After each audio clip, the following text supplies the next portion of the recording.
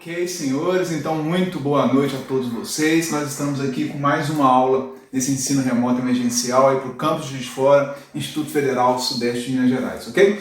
Turma de Eletromecânica, Eletrotécnica, dando continuidade aos nossos estudos aqui sobre motor de indução trifásico. O objetivo dessa aula, meninos, é a gente entender um pouco melhor como é que funciona a formação, né, da rotação do motor de indução trifásico, o torque que é provocado dentro do rotor que faz o motor girar. Tá? Então a gente vai tentar entender hoje, já que nós já vimos campo magnético girante na nossa última aula, nossa aula síncrona presencial, não, né, nossa aula remoto, mas de forma online, né, participação síncrona com todo mundo, nós já vimos a questão do campo magnético girante e agora a gente pode avançar para entender melhor essa questão de como que o motor de fato então funciona, fechando todo esse entendimento aí, beleza? Então se você quer aprender agora como é que o motor de indução funciona, vem para cá, acompanha comigo. Show! Plus, beleza? Então vamos lá, meninos, olha só. Primeira coisa que nós vimos já na nossa última aula é que na hora que eu alimento as minhas bobinas, o fechamento da bobina 1 é 1 com 4, 2 com 5, 3 com 6. Aqui está já a representação com os respectivos números conforme a NBR do motor das três bobinas das três fases, portanto motor trifásico, tá? Bobina 1, bobina 2, bobina 3, início e fim, ok?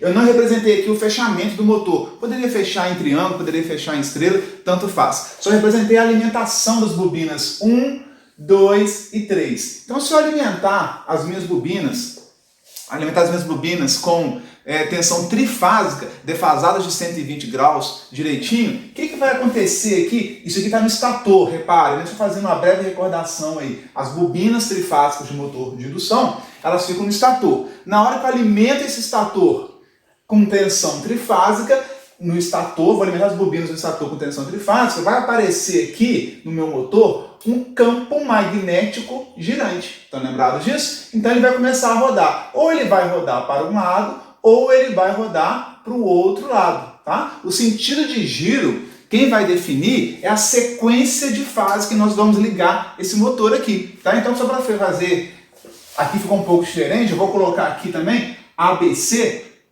só para a gente poder acompanhar essa sequência de fase, vai ficar RST. Então eu vou mudar aqui, ó, para manter a mesma nomenclatura. Se eu misturar ABC com RST, KLM, que tem por aí também, né? UVW, então tem algumas nomenclaturas para designar as três fases. Então para ficar tudo na nomenclatura de ABC, se eu ligar na sequência, que nós já vimos também a parte de sequência de ligação de fases, né? Sequência de fases inversa, sequência de fase direta, ou ABC ou ACB, nós já vimos isso em aula passada, ainda na época presencial, mas nós temos aqui a sequência de fase ABC, o meu campo magnético vai girar para um lado, ou a sequência de fase ACB, ou inversa, ele vai girar para o outro lado. E é isso que vai determinar, né, o sentido do giro do meu motor, se ele vai girar sentido horário ou anti-horário. Então, para eu mudar a sequência ABC para ACB, como é que é o procedimento, como é que a gente faz para mudar a sequência de fase de ABC para ACB? Né? Eu posso trocar qualquer duas fases. Qualquer duas fases que eu trocar, ó, A com B, B com C, que foi o que eu fiz aqui, ó, ABC, eu troquei essas duas. Se eu trocar essas duas aqui, eu escolhi trocar essas duas, virou uma sequência ACB, né? Sequência inversa. Então, no motor de indução trifásico, pessoal, sempre que eu faço a troca de duas fases, quaisquer duas fases, eu vou mudar o sentido de giro do meu motor. Por quê? Porque eu vou mudar o sentido de giro do meu campo magnético girante. Tá? Então tá isso, então já era entendido, já foi compreendido, e nós vamos avançar aqui agora o seguinte, esse campo magnético girante aqui, ele vai girar com qual velocidade? A velocidade que esse campo magnético girante aqui vai ficar rotacionando no motor é dado pela expressão de velocidade síncrona. Tá? O ômega-s aqui. Qual que é a expressão de velocidade síncrona? 120F dividido pelo número de polos. 120 vezes a frequência dividido pelo número de polos do meu motor. Então essa velocidade síncrona, eu poderia colocar aqui também, ó, que vai ser a velocidade do meu campo, escrever direitinho, do meu campo magnético girante. Tá perfeito? Então, até então, eu já sei que o meu campo magnético girante, ele vai girar para um lado ou para o outro, dependendo da sequência de fases, né? e que ele vai girando numa velocidade 120 vezes a frequência dividido pelo número de polos. Olha, pessoal, se eu tiver uma frequência de 60 Hz, que é o caso do Brasil, posso fazer para 50 Hz, caso do Paraguai e alguns outros países também. Se eu trabalhar com 60 Hz, 2 polos, substituir aqui, ó, 60 e 2 aqui embaixo, 120 vezes 60 por 2, eu vou chegar na velocidade de 3.600 RPM. Se eu tiver uma máquina, um motor com 4 polos, uma velocidade de 1.800 RPM. Uma máquina com 6 polos, 1.200. Né? E para finalizar o nosso exemplo, eu posso ter maior número de polos até do que 8. É muito comum achar de 4, 6 e 8. Os motores de indução, né, os mais comuns que nós vemos por aí, grande porte industrial, eles têm 4, 6 ou 8 polos. Se tiverem 8 polos, em torno de 900 RPM cravado. Essa é a velocidade síncrona, a velocidade de giro do meu campo magnético girante. Ok? Até então, nós só explicamos aqui a velocidade, como é que surge o campo magnético girante. Nós não falamos como é que esse rotor aqui vai rodar, como é que esse rotor vai trabalhar. O que vai fazer esse rotor entrar em movimento e girar. Ok?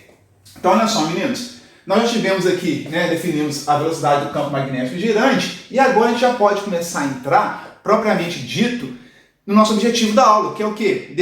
Entender como é que esse campo magnético girante, cadê minha reguinha aqui, ó, para nos auxiliar, como que esse campo magnético girando para um lado ou para o outro, que surge devido à alimentação do meu estator, liguei meu estator aqui na rede trifásica da CEMIG, né? Se na hora que eu ligo, surge um campo magnético girante, como que esse campo magnético girante faz o meu rotorzinho girar? Como é que isso acontece? Vamos compreender agora. Lembra que esse rotor pode ser bobinado, né, ou em anéis, ou ele pode ser do tipo gaiola de esquilo. Vou trabalhar com gaiola de esquilo para simplificar a nossa análise aqui agora. É a mesma análise para o rotor bobinado, tá, pessoal? O entendimento é o mesmo. A diferença é que o do bobinado tem os anéis, as escovas, que eu posso trabalhar com uma resistência para aliviar o torque, a corrente de partida, né? Enfim, nós já falamos sobre isso também. Trabalhando com o rotor em curto-circuito, aquela gaiolinha, né, do meu motor, tem aqui, ó, um motorzinho de indução. Esse motorzinho de indução que eu tenho já me acompanha há alguns anos, né? Vega, fazendo propaganda aqui da Vega. Ele ainda é filhote, tá, pessoal? Ele ainda vai crescer, tô cuidando dele aí, para um dia ele se tornar um motorzão adulto, bonitão, né? Numa indústria aí, quem sabe no Marceló da vida. É o sonho dele de infância, né? Se tornar um motor industrial de grande potência. Como é que o rotor aqui, ó, como é que ele vai girar? Como é que essa gaiola de esquilo que está aqui dentro, ela vai funcionar? Vamos ver? Vou despedir do meu motorzinho aqui. Na hora que... Lembra da gaiola de esquilo, aquela gaiola de hamster? Na hora que eu tenho o meu campo magnético girante atravessando aqui, ó, a minha gaiola que está aqui dentro no rotor, eu alimento o meu estator, caixinha de ligação aqui, alimento as 3 bobinas do meu estator, vai surgir um campo magnético girante que vai estar rasgando aqui, ó, fazendo um fluxo em todas as bobinas do meu rotor, da minha gaiola de esquilo. Então a minha gaiola de esquilo, ela vai perceber, melhor dizendo, um campo magnético em movimento, girando. Isso é bom ou ruim? O campo magnético que gira, eu posso entender também como campo magnético que varia no tempo.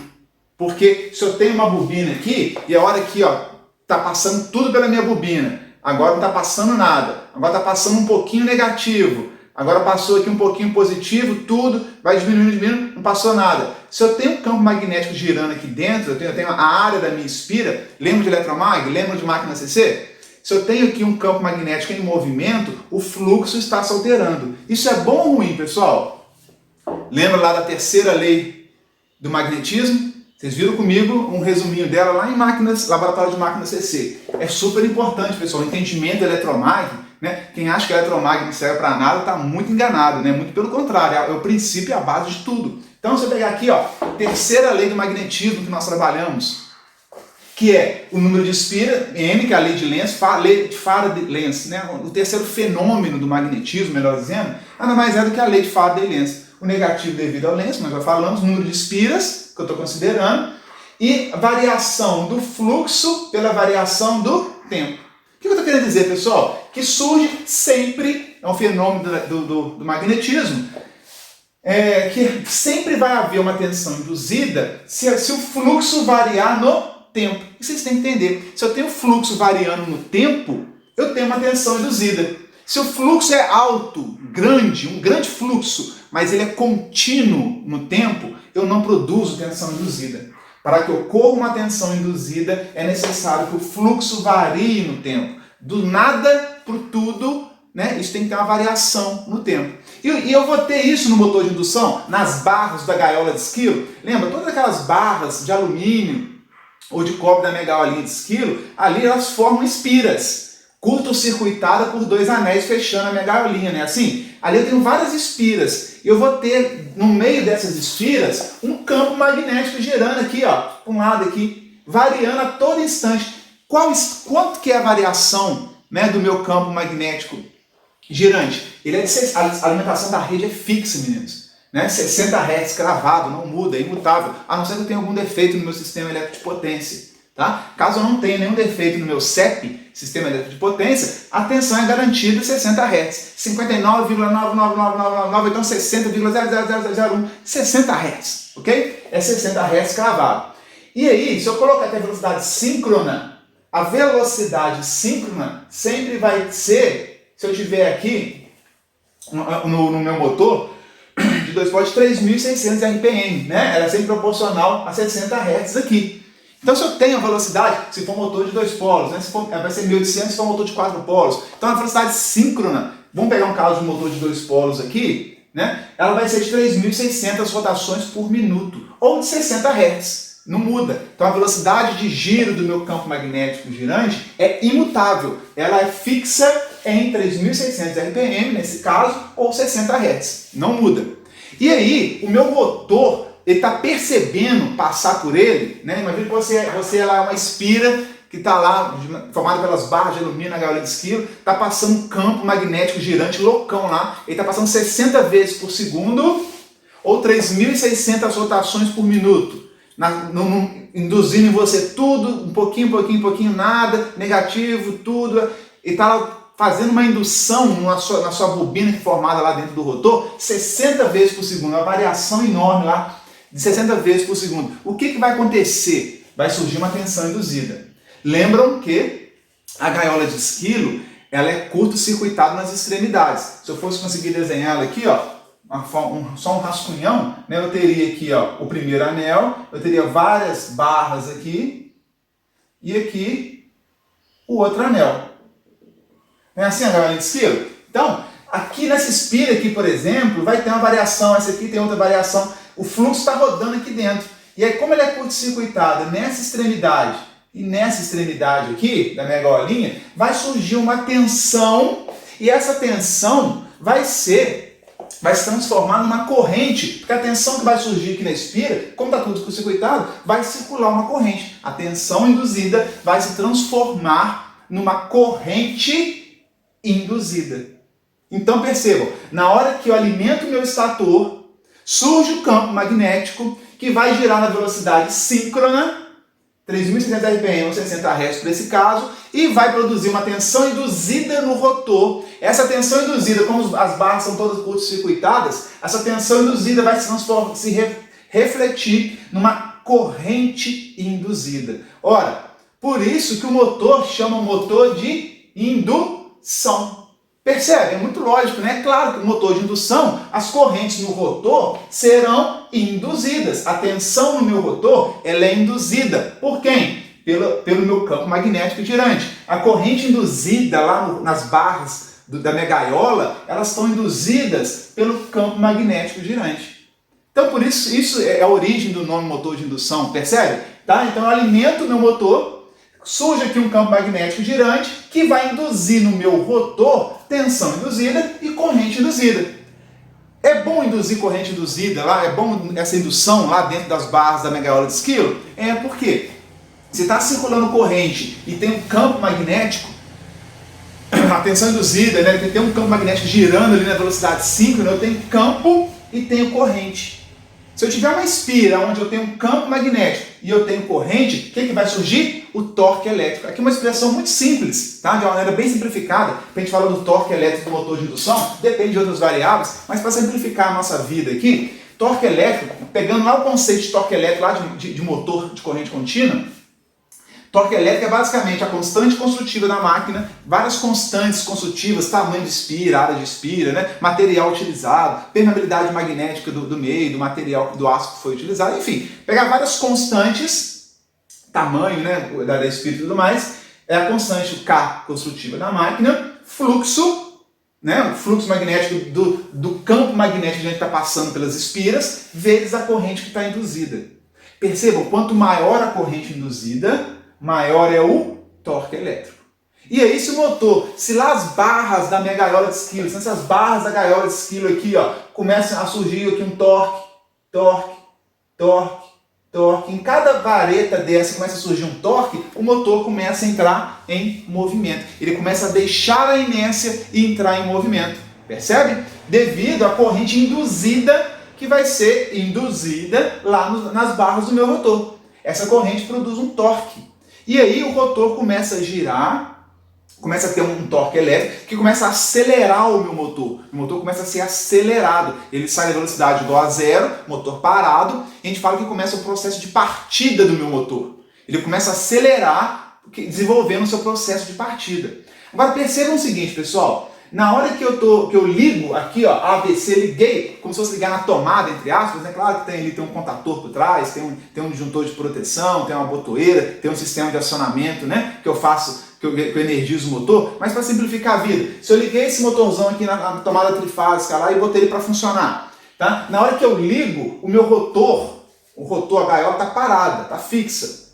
Então, se eu liguei nesse instante t igual a zero, que eu energizei o meu motor, eu alimentei aqui trifásico, surgiu o campo magnético girante nessa velocidade.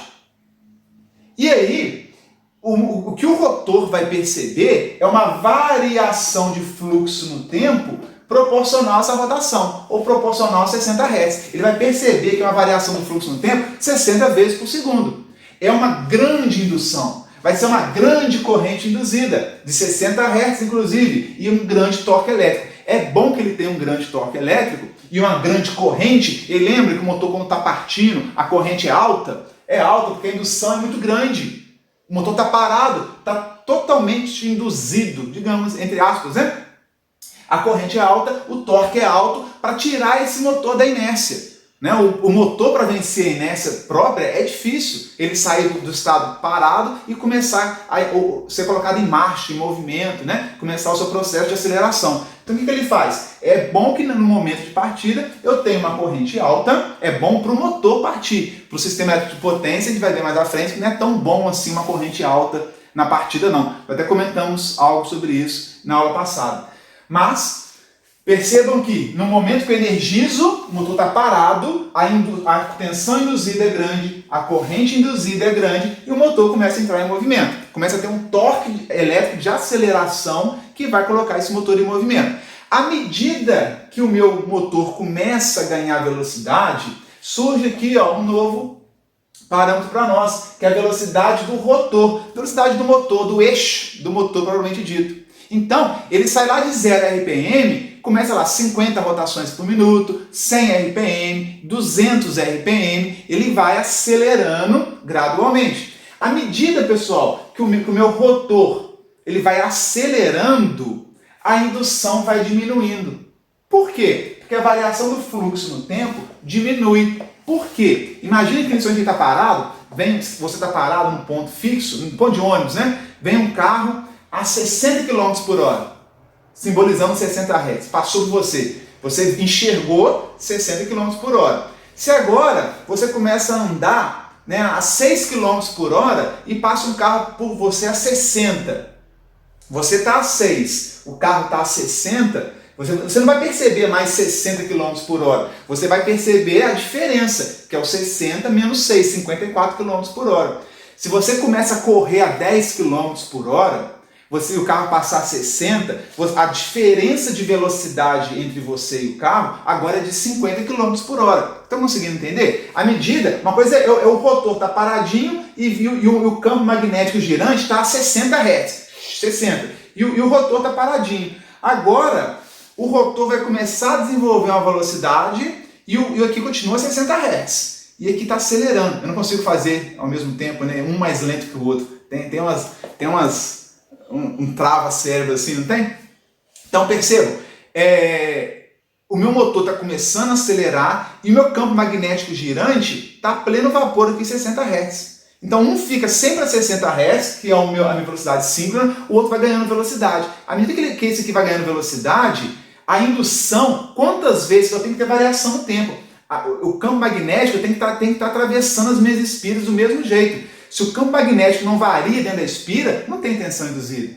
Né? Então, se eu tenho lá um a 60 Hz, o outro está a 10 Hz, a indução agora é de 50 Hz. Percebe? E aí ainda produz uma tensão induzida alta, ainda tem uma corrente induzida alta, e o motor ainda está com um torque elétrico muito alto, e ele vai ganhando velocidade, ele vai acelerando. Na hora que ele chegar a 30 Hz de rotação, né? Eu posso transformar isso para RPM, na hora que chegar a 30 Hz de rotação o rotor, o campo continua a 60, o rotor já está a 30. Qual que é a diferença de velocidade aí? 60 menos 30 do rotor, 30 Hz. Eu vou ter uma indução. A variação agora, a tensão produzida é proporcional a uma variação no tempo de 30 vezes por segundo, não mais 60 quando o motor estava desligado, parado. Né? Na hora que eu liguei a chave para ele partir. Agora a indução caiu pela metade, a corrente caiu pela metade e mais, a corrente induzida agora não vai ser mais de 60 Hz lá no rotor, porque agora a diferença entre as velocidades vai induzir uma corrente de 30 Hz. Olha que coisa interessante. Né? O único instante de tempo que a corrente induzida lá nas barras da minha gaiola é de 60 Hz é no momento que eu ligo o meu motor. Na hora que eu ligo, ele está paradão, passou aqui 60 vezes por segundo o campo magnético girante, induziu corrente 60 Hz. À medida que os dois estão girando, um mais devagar do que o outro, está ganhando velocidade no rotor, a corrente induzida, a frequência das correntes induzidas no meu rotor, elas vão diminuindo. Isso é normal, isso é esperado, isso acontece. Ok? Então, à medida que o meu rotor avança em velocidade, a frequência das correntes induzidas cai, e não só a frequência, o módulo da corrente em ampere também cai. Por quê? Porque a tensão induzida cai. Cada vez mais que o meu motor aumenta a sua velocidade, que o eixo gira com mais velocidade, menor é a indução. Menor vai ser a corrente e menor vai ser a frequência dessa corrente induzida, CA, corrente alternada. Estão conseguindo entender? E o motor continua acelerando, continua acelerando, continua acelerando. Ele vai chegando a 35, 40, 45, está só ganhando velocidade no meu rotor. Aquele barulho que a gente vê, está acelerando. Vai chegar uma hora, pessoal, que ele vai chegar próximo dos meus 60 Hz. E aí eu vou apelar de uma vez, né? Imagina que ele chega aos 60 Hz. O rotor acelerou tanto que chegou na mesma velocidade agora, velocidade síncrona, na mesma velocidade síncrona, que é a mesma velocidade do meu campo magnético girante. O que vai acontecer nesse instante, na hora que o meu rotor acelerou tanto, a minha gaiola acelerou tanto a ponto de chegar nos mesmos 60 Hz? Eu vou ter agora, pessoal, o rotor a 60 Hz, o campo magnético a 60 Hz. Os dois em perfeito sincronismo. Os dois a 60 Hz. Ou seja, o campo magnético girante ele vai conseguir induzir alguma coisa nas barras da minha gaiola? Ele existe, está lá girando, só que agora ele é constante. Os dois estão na mesma velocidade. Se você está no seu carro a 60 km por hora e tem um outro carro ao lado, na pista ao lado, a 60 km por hora, vocês estão andando juntos, o que vai acontecer? Quando um olha para o outro, vai achar que os dois estão parados. Né? Pode dar um relance assim na mente de vez em quando. Né? Se essa velocidade é a mesma, às vezes você nem percebe que está em movimento. Por quê? Um está a 60, o outro também está a 60 km por hora, a velocidade de um em relação ao outro é zero, inexistente, nula, não existe. Se eles estão na mesma rotação, a variação do fluxo no tempo cessou. Tem fluxo magnético girante? Claro que tem, mas ele não varia no tempo mais. Porque o rotor está na mesma velocidade dele, eles estão andando juntinho. Se eles estão andando juntinho, não tem variação no tempo. Se a variação no tempo não existe, ele é contínuo, um fluxo contínuo, não existe variação no tempo, isso aqui tem de ser quanto? Isso aqui tem de ser zero, variação do fluxo no campo. Se isso aqui for zero, pessoal, a tensão induzida vai ser quanto?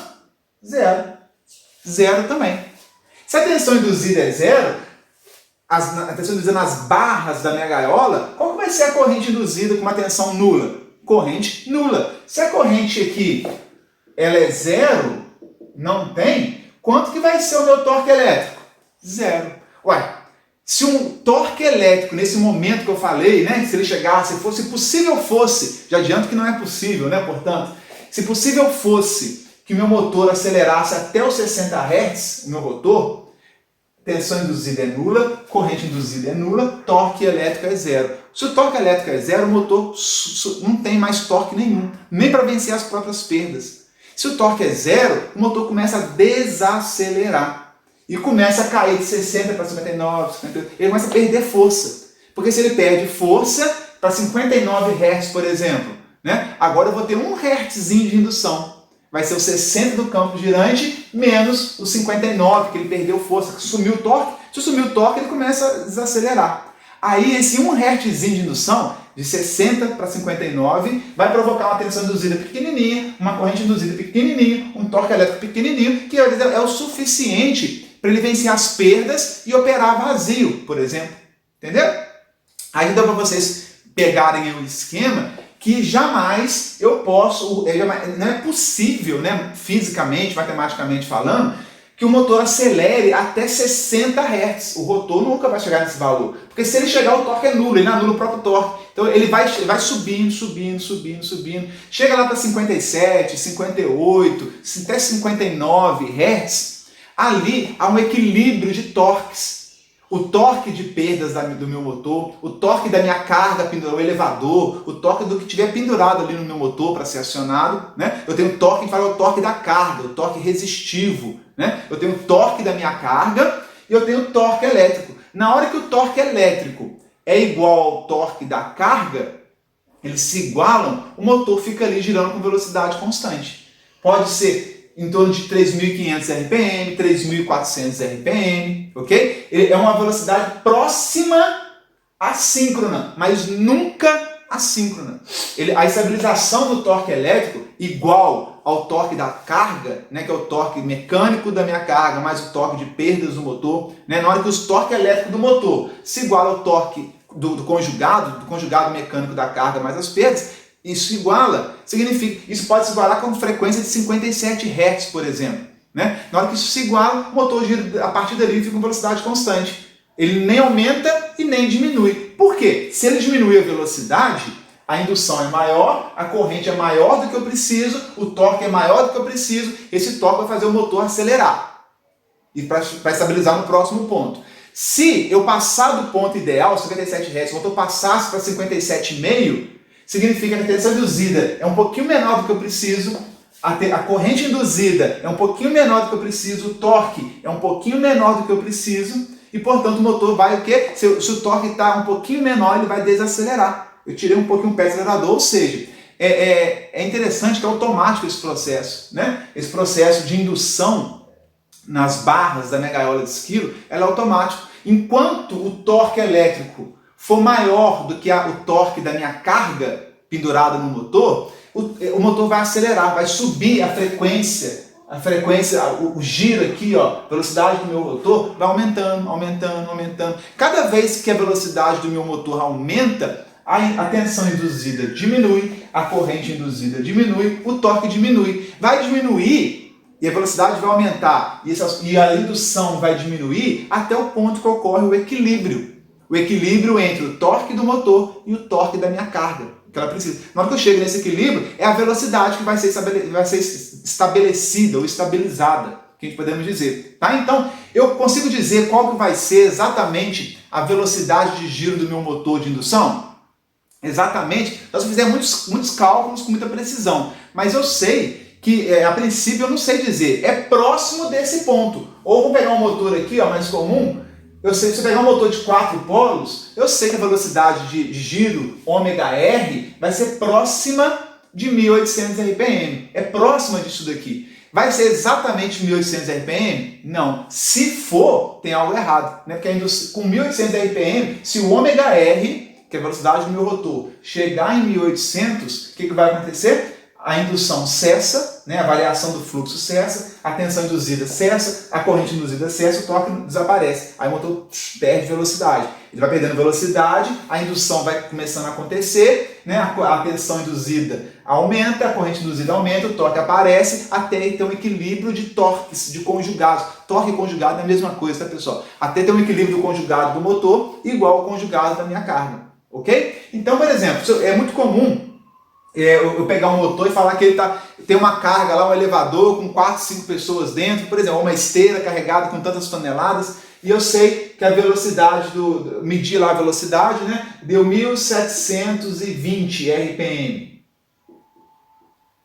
Se eu li isso daqui de velocidade de giro do meu motor, está na cara, né, que é um motor de 4 polos, e que a velocidade do campo magnético girante, a velocidade sim, é de 1800, está próximo, tá vendo? Então ele é um pouco abaixo. Se eu pegar e ler a velocidade do meu motor, que é em torno aqui de 1120 RPM, para não ficar bom, vamos colocar diferente, 1110 RPM. Está na cara que a velocidade síncrona é de 1200 e o número de polos é igual a 6. Por quê? Porque o projeto construtivo do motor de indução, a velocidade que ele estabiliza do ômega-R para carga nominal, né, é em torno, né, próximo. A gente vai ver que, introduzindo o conceito de escorregamento, que ele é em torno de 5, 8% abaixo desse valor aqui. 8, 5% abaixo desse valor. O que é escorregamento, então? Né? Já introduzindo, já aproveitando para introduzir esse conceito aqui. O que é escorregamento? É essa diferença, pessoal. Tá? O motor ele nunca vai trabalhar a 1800, mas ele pode estar operando a 1720. Essa diferença dos 1800 para os 1720, a gente dá o nome de escorregamento. É quanto que o motor escorregou, ó, do síncrono. Quanto que o motor escorregou do síncrono. Se eu tiver aqui, ó, 780 RPM. Quanto que ele escorregou para o síncrono. Então isso é o escorregamento do motor. O que é o escorregamento? É a diferença da velocidade do rotor para a velocidade síncrona. Isso é o conceito. Aí vai ver escorregamento percentual, com mais detalhes e tudo mais. A gente vai trabalhar com números percentuais, é mais fácil. Mas basicamente o escorregamento ele é a diferença da velocidade do meu rotor para a velocidade síncrona, que não muda. Quem muda é esse camarada aqui, ok? Pessoal, então para a gente fazer um exemplo aqui, ver se esse entendimento aconteceu de fato, vou imaginar que eu tenho um motor que está acionando, né, uma carga de 1000 quilos. E ele está lá girando a uma velocidade de 57 Hz. O rotor está girando a 57 Hz. O que acontece se eu colocar mais carga para esse motor puxar, né, para ele transportar, seja lá o que for? Se eu passar isso daqui agora para 1200 quilos, o que o motor vai sentir? Eu coloquei mais peso, subiu mais gente no elevador, ficou mais pesado o elevador. O que vai acontecer, pessoal? O torque elétrico, ele tinha um determinado torque elétrico, agora ele aumentou o peso, a força que ele tem que fazer. Ele vai sentir. Ele vai, intuitivamente, a gente imagina que o motor vai desacelerar. Né? Significa que imagina o meu carro, que está a 80 km por hora, está estável, estabilizado direitinho, aparece um morro pela frente, que é a maior dificuldade, né? Botei mais peso. Ele vai subir o morro? Vai. Só que ele vai diminuir a velocidade para subir o morro. Se eu manter a aceleração constante, ele vai diminuir a velocidade para subir o morro. A velocidade vai diminuir. Na hora que a velocidade diminuir, se ele diminuir aqui para 55 Hz, o que aconteceu, pessoal? Eu diminuí a velocidade do meu motor, significa que o meu campo magnético continua 60, significa que a indução, ó, 60 para 55 é maior, a diferença é maior do que a diferença de 60 para 57. O meu campo magnético vai estar a 60, o meu rotor estava a 57, era 3 Hz a diferença. Agora a diferença passou para 5 Hz, aumentou a indução, vai aumentar a variação de 3 Hz. A variação do fluxo magnético girante no tempo, em cima do meu rotor, vai passar dos 3 Hz para 5 Hz. Aumentou a variação, aumentou a indução. Se aumentou a indução, aumentou a corrente, aumentou o torque. Aí o torque do meu motor de indução aumenta, para compensar esse aumento aqui, ó, de carga. Então sempre que eu tenho um aumento da carga, ou aumento do conjugado resistente do meu motor, sempre que a carga aumenta, o meu motor desacelera, ele aumenta o seu escorregamento. A diferença aqui aumentou, ele escorregou mais, ó. Ele escorregou mais do 57 para o 55. Ele afastou mais da minha referência, que é o campo magnético girante, para justamente receber mais indução e ter mais torque para tocar aquela carga. Então ele vai girar na velocidade mais baixa, mas vai ter mais torque para poder tocar os 1.200 kg. É a condição do motor de indução. Ele diminui a velocidade para aumentar a sua indução e poder o torque subir para tocar essa carga maior. Olha que bacana. Isso tudo, pessoal, é automático, é físico, o problema é físico, né? Se eu coloquei mais peso, a velocidade diminui, e ela diminuindo, a indução aumenta, a tensão induzida aumenta, a corrente induzida aumenta, o torque elétrico aumenta para compensar esse valor. E ele estabiliza agora numa nova velocidade, num novo escorregamento maior, escorregou mais. Aqui eu tinha escorregamento proporcional a 3 Hz, agora o meu escorregamento foi proporcional a 5 Hz. Na prática, como eu falei, o escorregamento para as cargas próximas da nominal, né, fica em torno disso, pessoal. A velocidade do rotor é em torno de 57, 55, ele trabalha muito próximo à velocidade síncrona. Tá? É a região de operação mais rentável, ou mais economicamente viável, ou que você tem menos perdas, né, mas no ponto mais ótimo do meu motor. Tranquilo? E se acontece o contrário agora? Vou colocar aqui, ó, a minha carga reduziu para 800 quilos. O que vai acontecer agora? Se a carga reduziu para 800 quilos, significa no meu carro que agora eu estou andando na reta e vou descer um morrinho. Né? Eu estou com a aceleração constante, mantendo a aceleração constante, vou descer o morro, a velocidade vai aumentar. A velocidade do meu de giro vai aumentar, porque eu tirei carga, eu aliviei o meu motor, ele vai tender a girar mais rápido. Na hora que ele gira mais rápido, isso aqui pode ir, por exemplo, para 59 Hz. Se isso vai para 59 Hz, pessoal, e o meu campo magnético girante está 60 menos 59, 1 Hz só de indução. A indução diminuiu, a tensão induzida diminuiu, a corrente induzida diminuiu, o torque elétrico diminuiu. É bom que diminua, porque a minha carga diminuiu. Então ele estabiliza num novo ponto de operação, aonde o escorregamento aqui agora é pequenininho, diminuiu. Aqui o escorregamento aumentou, aqui o escorregamento diminuiu. Quanto menor a carga, menor é o escorregamento. Eu vou dizer que a letra dada para escorregamento é a letra S, minúsculo, tá, pessoal? S minúsculo de escorregamento. A letra S é o nosso